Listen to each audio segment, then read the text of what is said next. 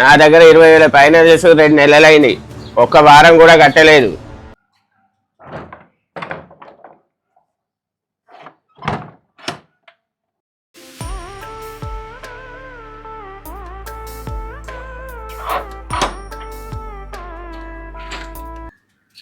బాగున్నావా తాత? బాగున్నామ్మా, నువ్వు బాగున్నావా? బాగున్నా తాత.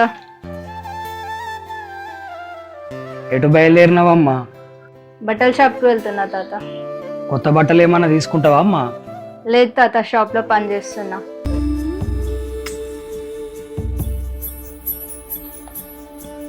రండి తాత లోపలికి.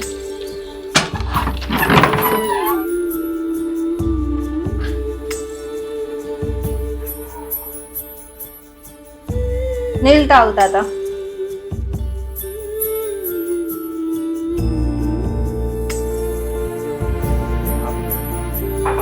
మీ అమ్మ ఎటు పోయిందమ్మా? పనికి పోయింది తాత.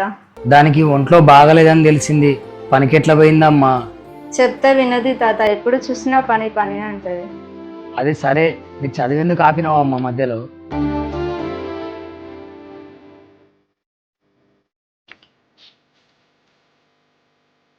ఎవరు? మీ అమ్మ లేదా? లేదన్న, పనికి వెళ్ళింది. నా దగ్గర 20,000 పైన చేసు 2 నెలలైంది. ఒక్క వారం కూడా కట్టలేదు. మీ అమ్మ వస్తే చెప్పు, ఈ భాగం మొత్తం క్లియర్ చేయకపోతే ఇంటికి తాళం వేస్తా.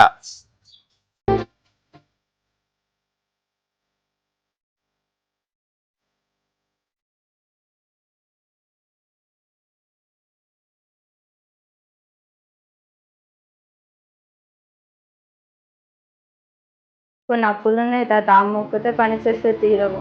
అందుకే నేను కూడా పని చేస్తున్నా. ఇంత కష్టాల్లో ఉన్నా నాతో ఒక్క మాట కూడా చెప్పలేదేందే మీరు? ఎంత కష్టం వచ్చినా సరే అమ్మ మీతో చెప్పొద్దంటది తాత.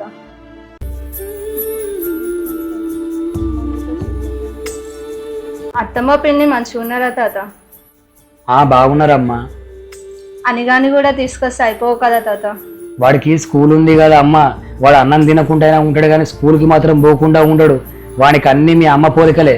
అమ్మయ్య ఫోన్ చేస్తాను తాత. రోజు చేస్తాడమ్మా మీ అత్తమ్మ ఫోన్కు. 8 ముందు చేస్తే నేను మాట్లాడతా, 8 తర్వాత చేస్తే నేను ఉండా. 8 తర్వాత ఎటు పోతావు తాత? నేను డ్యూటీకి పోనానే. ఏం డ్యూటీ చేస్తున్నావు తాత నువ్వు? ఏటీఎం ముందు సెక్యూరిటీ. అది డ్యూటీయా? దాన్ని వాచ్మెన్ అంటారు తాత. నన్ను ఏమన్నా పర్లేదు కానీ నన్ను డ్యూటీని ఏమన్నా ఊరుకొని చెప్తున్నా. సరే ఉండు తాత, చాయ్ పెడతా. ఇప్పుడు అద్దమ్మా, నేను ఛాయ్ ఎక్కువ తాగుతలేను ఈ పంటి నొప్పి వల్ల. సరే తాత, కొంచెం అన్నం పెట్టుకొస్తా, అన్నం తిను. ఇప్పుడు ఏమద్దమ్మా, నిన్ను చూసిన నా కడుపు నిండింది. అమ్మ వస్తే చెప్పు తాత చచ్చిపోయిండని. అమ్మ వచ్చే వరకు ఉండవు తాత. లేదు బిడ్డ, నాకు డ్యూటీ లేదా, టైం కూడా కాస్తుంది, నేను పోయేస్తా మరి. సరే మంచిగా వెళ్ళు తాత. ఈ డబ్బులు మీ అమ్మ వచ్చినాక మీ అమ్మకి ఇయ్యమ్మా. ఎందుకు తాత ఇంత డబ్బు? నీ పేరు మీద బ్యాంకులో వేయమనమ్మా, నీ పెళ్లి వరకు ఉపయోగపడతాయి. అప్పటి వరకు నేను ఉండను.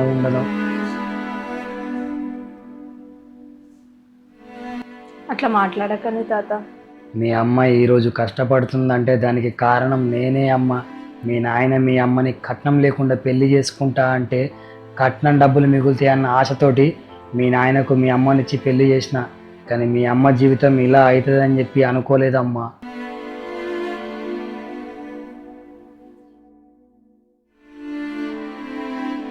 సరే అమ్మ, నేను పోయేస్తా.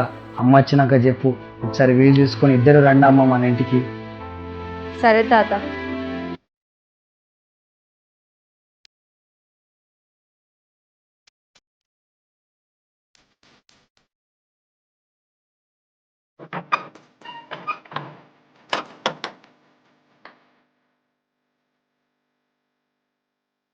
మామ కష్టం చూడలేక కోడలు మిషన్ కొడితే, అమ్మ కష్టం చూడలేక కూతురు బట్టల షాపులో పని చేస్తుంది. బాగా సంపాదించి చెల్లెలి పెళ్లి చేయాలని రఘు. వీళ్ళ రాతలు మారేది ఎన్నడు? రేపటి ఎపిసోడ్లో చూద్దాం.